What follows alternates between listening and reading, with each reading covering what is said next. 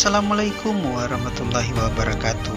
Bagaimana kabarnya? Semoga saja kalian masih tetap sehat selalu, awet muda, umur yang berkah, dan tentunya gaji masih lancar, aman, dan terkendali. Kembali lagi kita akan menyimak alur cerita film yang selalu menggugah adrenalin kalian, di mana film ini mengisahkan bagaimana brutalnya kehidupan di dunia mafia. Bagaimana tidak, hanya demi uang dan kesenangan duniawi semata, para mafia ini tega menjadikan manusia sebagai target perburuan mereka. Seumpama hewan liar yang berada di hutan belantara. Bagaimana keseruannya? Silakan ambil posisi rebahan atau duduk santai, dekatkan segelas kopi, jauhkan dari jangkauan anak-anak. Mari kita nonton.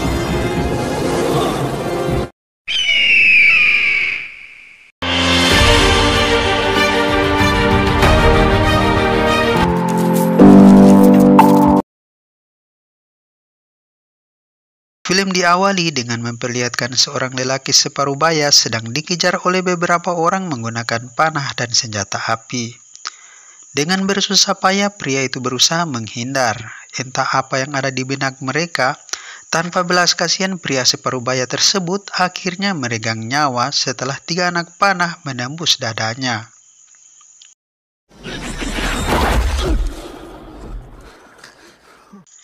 Scene berpindah pada seorang wanita yang tengah mengendarai sebuah mobil Mercy. Ia bernama Natasha.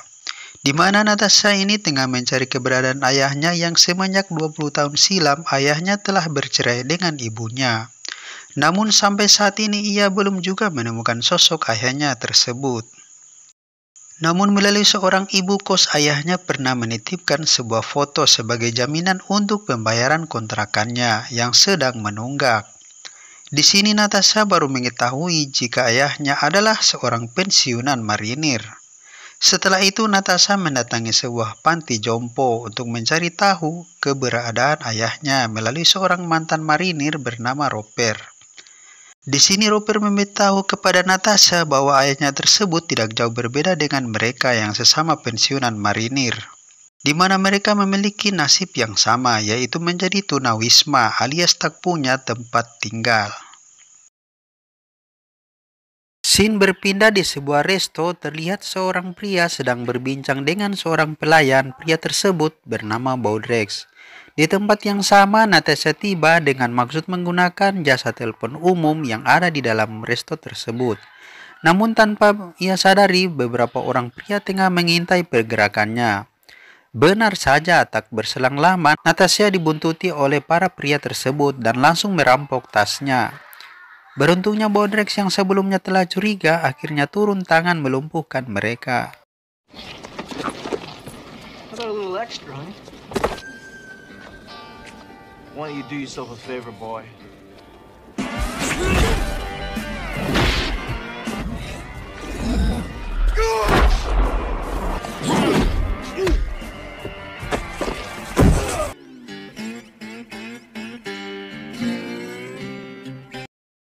Dikarenakan belum juga mendapatkan informasi yang jelas, akhirnya Natasha mendatangi seorang detektif bernama Mitchell untuk melaporkan tentang keberadaan ayahnya yang telah hilang 20 tahun yang lalu. Namun Mitchell tampak bingung karena menurutnya akan terasa susah jika mencari orang hilang yang tanpa jejak. Dengan terlihat kecewa, Natasha pun pergi meninggalkan kantor tersebut. Keesokan harinya, Baudrex mendatangi sebuah pelabuhan kontainer. Di sini Baudrex mendaftarkan diri untuk menjadi ABK sebuah kapal.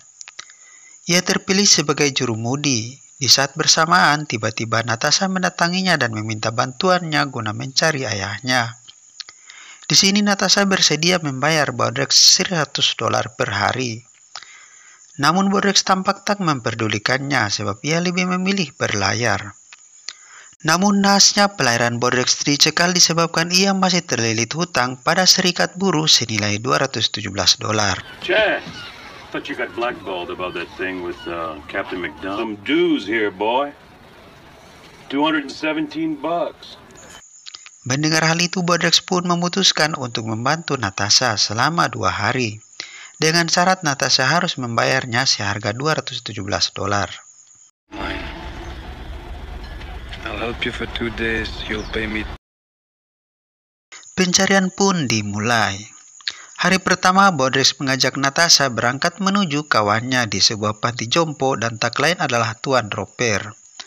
Lalu Roper menunjukkan kepada Natasha sebuah koper yang berisikan beberapa foto, yang di saat itu juga mereka mendapatkan petunjuk baru tentang keberadaan ayahnya.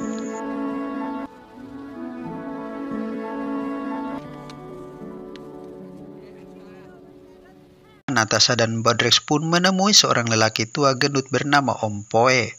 Di sini Natasha menanyakan kepada Om Poe tentang keberadaan ayahnya tersebut. Namun terlihat Om Poe sedang menyembunyikan sesuatu. Ia pun berusaha untuk tetap mencari alasan. Di sela pembicaraan, tiba-tiba seorang pria bernama Van Cleef hadir di antara mereka. Van Cleef ini adalah salah satu dari sindikat mafia yang kabarnya dialah yang telah menyuruh Om Poe untuk mencarikan target untuk mereka. Melihat keadaan itu, Bodrex pun mengajak Natasha pergi dari tempat tersebut. Di luar tampak Natasha bersikeras untuk kembali menginterogasi Om Poe. Namun Bodrex mengingatkannya untuk jangan bertindak ceroboh. Lalu seorang detektif memberitahu kepada Natasha kalau mereka telah menemukan ayahnya. Tapi naasnya ia sudah dalam keadaan meninggal dunia dengan cara yang menggenaskan. Kemudian Bodrex dan Natasha pun segera menemui Mitchell untuk mengonfirmasi kebenaran berita tersebut. Di sini sang detektif memberitahu kalau ayahnya meninggal sebagai korban kebakaran. Bahkan hasil identifikasi hanya berdasar pada data susunan gigi yang terdapat dalam catatan dinas militer ayahnya. Pada malam harinya, Van Cleef dan bosnya Tuan Fauchen mendatangi Om Poe dan menghajarnya hingga babak belur. Di sini Tuan Fauchen beranggapan kalau Om Poe sudah melakukan kesalahan besar. Hal itu dikarenakan target awal mereka yaitu Douglas Binder yang tak lain adalah ayah dari Natasha. Menurut Fauchen, orang yang dijebak oleh Om Poe merupakan target yang tidak sesuai dengan permintaan. Karena seharusnya mereka cari adalah seorang pensiunan veteran yang sudah tak memiliki keluarga yang masih hidup. Dan akibatnya dari kematian Douglas Binder itu merupakan ancaman bagi mereka. Van Cleef dan Tuan Fauchen secara diam-diam mulai menyusun rencana baru untuk mendapatkan target mereka berikutnya. Setelah mendapatkan beberapa informasi identitas tentang Bodrex di mana target mereka sesuai karena Bodrex juga adalah seorang mantan pasukan marinir. Sementara itu Bodrex sendiri tengah mempelajari bukti dokumentasi atas kematian Douglas Binder. Bodrex pun langsung mendatangi TKP yang merupakan gedung tempat ditemukannya jasad Douglas Binder tersebut. Di tempat itu, Bodrex menemukan bukti lain, yaitu sebuah alat plat kalung yang memiliki lubang bekas anak panah. Beberapa orang menyerang Bodrex dengan tiba-tiba. Di sini tampak Bodrex tak melakukan perlawanan. Para pria tersebut bahkan menyuruhnya untuk segera meninggalkan kota tersebut. Di tempat lain, tampak Om Poe sedang melakukan wawancara dengan Roper. Di sini Roper mendapatkan tawaran untuk sebuah pekerjaan dengan upah $100 setelah Roper mengisi formulirnya. Seperti biasa, Roper pun sudah tak memiliki sanak keluarga. Sementara itu, Van Cleef sedang menawarkan bisnis kepada seorang pelanggan bernama Tuan Zenan, di mana ia bisa mentransfer uang rekening mereka sebanyak $500.000 untuk mendapatkan peluang bekerja sama menjadikan target manusia sebagai buruan mereka. Di sini Tuan Fauchen memberitahu kepada Zenan kalau tujuan mereka dalam misi tersebut adalah dalam upaya memberikan kesempatan kepada warga sipil untuk menyalurkan bakat bertempur mereka. Namun terdengar gila, mereka mencari para mantan tentara sebagai target mereka dalam perburuan. Alasan utama karena para tentara polisi maupun pilot tempur adalah orang-orang yang bisa membunuh untuk pemerintah dan mereka melakukannya dengan kekebalan hukum. Kejahatan yang mereka lakukan tidak terlepas dari campur tangan seorang dokter yang bernama Morton. Lanjut. Kemudian Mitchell mendatangi Dr. Morton dan meminta kepadanya untuk melakukan otopsi kembali terhadap jasad Douglas Binder. Bahkan Mitchell mengancam akan mempidanakan setelah semua terungkap bahwa kematian Douglas Binder adalah pembunuhan. Merasa terancam dan khawatir kedoknya terbongkar, Dr. Morton akhirnya membakar semua dokumen bukti kematian Douglas Binder tersebut. Lalu dengan wajah panik, Dr. Morton dibuat terkejut ketika Tuan Fawcett berada di dalam rumahnya. Kesempatan itu pun digunakan oleh Dr. Morton untuk memberitahu jika ia diperintah oleh seorang detektif bernama Mitchell untuk mengotopsi kembali jasad Douglas Binder. Namun naasnya pernyataan dari sang dokter justru menjadi malapetaka untuk dirinya.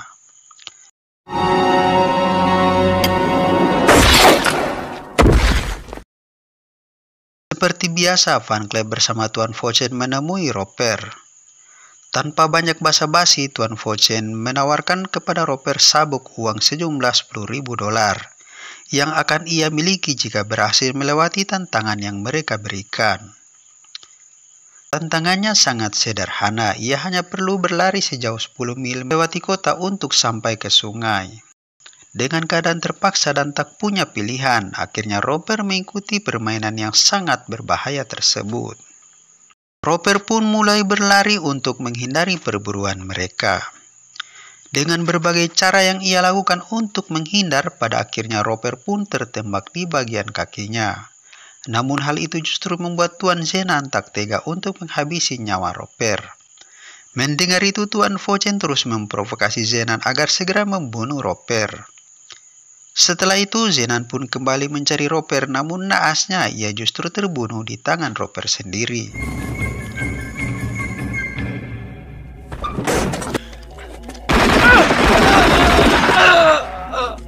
Di saat semakin terkepung, Roper berlari menuju keramaian dan meminta pertolongan. Namun anehnya, tak seorang pun menolong dirinya. Hal itu dikarenakan mereka mengira Roper sedang mengemis. Hey man, I ain't got no change, man. Merasakan bagai di ujung tanduk, akhirnya Roper pun pasrah dengan keadaan.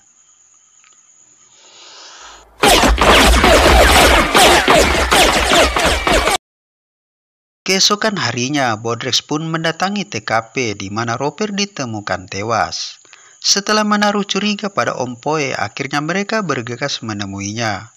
Namun naasnya, Van Cleef terlebih dahulu menghabisi Om Poe di saat itu juga.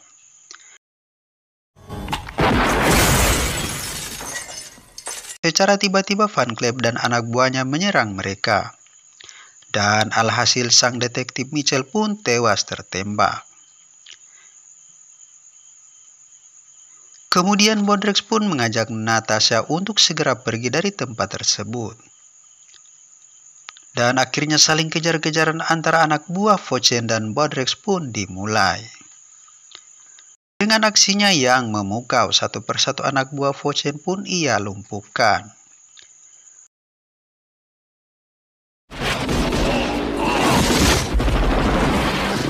Usai membuat anak buah Fawcett kocar-kacir, Bodrex dan Natasha berlari meloloskan diri dari gempuran Fawcett. Perburuan tak berhenti sampai di sini. Fawcett bersama anak buahnya terus mengikuti jejak langkah Bodrex di hari itu juga. Di sana Tuan Fawcett mempekerjakan beberapa orang untuk memburu Bodrex dengan jaminan uang yang sangat besar. Namun Fawcett mengingatkan rekannya kalau perbuatan mereka kali ini sangat berkelas. Karena ia seorang mantan tentara yang cukup profesional. Untuk itu mereka harus berhati-hati. Lalu karena merasa memerlukan sedikit bantuan, Bodrex mengajak Natasha untuk menemui pamannya. Setelah tiba, tampak sang paman yang bernama Dovey tersebut sangat bahagia bisa berjumpa kembali dengan ponakannya. Setelah mengetahui persoalan yang dialami ponakannya tersebut, Paman Dovey memberikan senjata model shotgun miliknya kepada Bodrex. Lalu tanpa berpikir lama, Bodrex berpamitan untuk menghadapi para bandit mafia tersebut. Setelah tiba, Fawcett dan anak buahnya langsung dibuat kocar-kacir ketika mendapatkan serangan brutal dari sang kakek tua tersebut.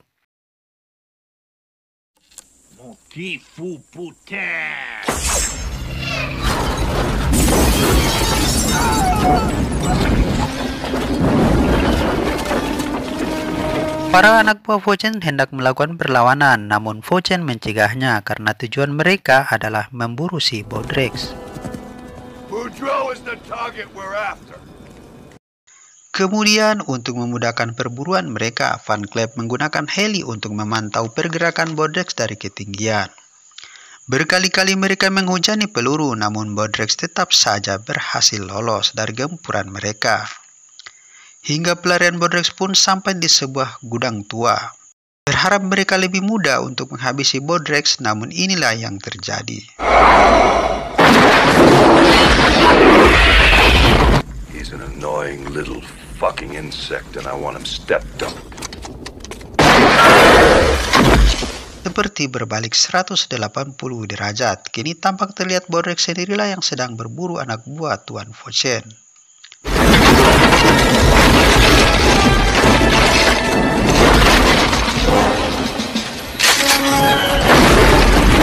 Di tengah adu peluru tersebut, tiba-tiba Paman Dovi dan Natasha pun datang, dan di sini Paman Dovi langsung menunjukkan skill memanahnya.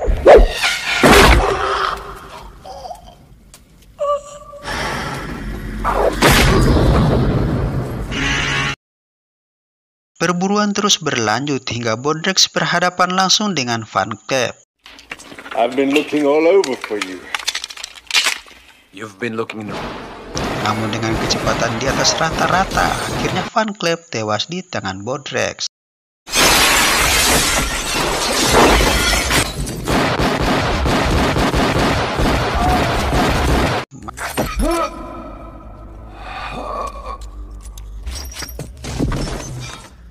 Setelah melihat Van Cleef terbunuh, Tuan Vochen bertindak seperti orang yang sedang kesurupan. Bahkan ia tak menyangka yang mereka hadapi ternyata seorang pemburu yang sebenarnya.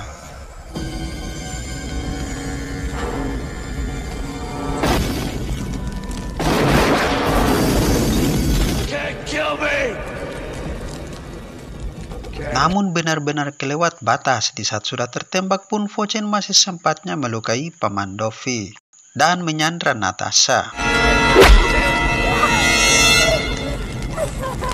Melihat hal tersebut, dengan cepat Bodrex membalikan keadaan dengan menghajar Vochen habis-habisan. Sampai akhirnya Vochen, sang mafia pemburu manusia tersebut, tewas dengan sangat tragis.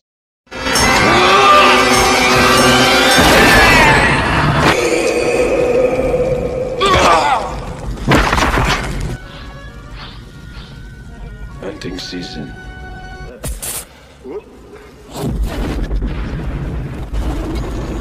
Dan film pun berakhir.